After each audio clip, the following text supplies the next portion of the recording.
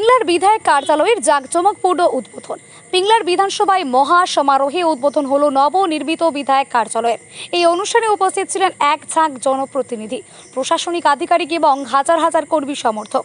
অনুষ্ঠানে উপস্থিত ছিলেন সেচ ও জলপথ দপ্তরের মন্ত্রী অরূপ কুমার দাস মহাশয়, দেবরাস এবং পিংলা বিধায়কগণ এবং বিশিষ্ট রাজনীতিবিদ তথা মাননীয় মুখ্যমন্ত্রী শুভেন্দু অধিকারী পিতা শিশির অধিকারী মহাশয়।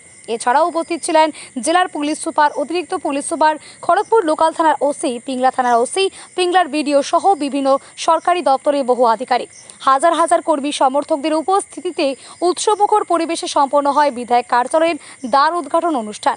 নতুন এই কার্যালয় পিংলার বিধানসভায় সাধারণ মানুষের প্রশাসনিক ও জনসেবামূলক কাজকে আরও গতিশীল করবে বলেই আশা প্রকাশ করা হয়। কার্যালয় এমএলএর যে বিধায়ক কার্যালয় তার দ্বার উদ্ঘাটন হলো।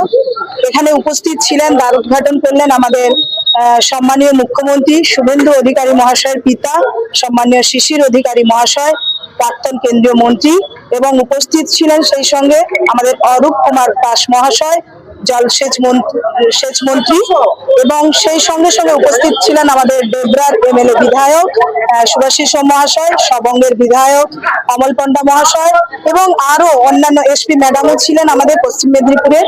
আর আমাদের পিংলার বিডিও স্যার ছিলেন, খড়গপুরের ওসি স্যার ছিলেন, পিংলার ওসি স্যার, আরো অন্যান্য বিশিষ্ট ব্যক্তিবর্গ, সেই সঙ্গে আমার পিংলার গণদেবতা সবাই উপস্থিত ছিলেন।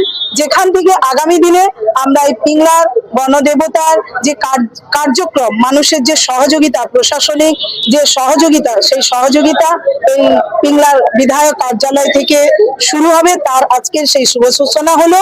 এখান থেকেই মানুষের জনসেবা দেওয়া হবে। আর কোন জায়গায় আপনার কার্যালয়? দেখুন, আমার দুটো ব্লক আছে, খড়গপুর 2 ব্লক, ওখানেও আমরা আগামী দিনে একটা কার্যালয় খোলার চেষ্টা করছি।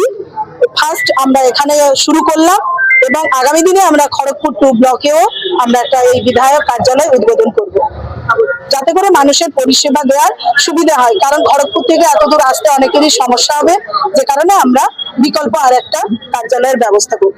গত কিছুদিন আগে আপনি একটা হেল্পলাইন নাম্বার চালু করেছেন, পিংলার জন্য কি কোনো বিশেষ কোনো হেল্পলাইন নাম্বার চালু করবেন? হ্যাঁ, অবশ্যই হেল্পলাইন নাম্বার আমার অফিসিয়ালি নাম্বার দেওয়া আছে 2-3টে। তো এই নাম্বারগুলোতে মানুষ যোগাযোগও করছেন। আশা করছি ওনাদের সমস্যাগুলো, দেখুন দীর্ঘ 15 বছরের সমস্যা, তো এই 2 মাস 2.5 মাস হলো আমাদের সরকার।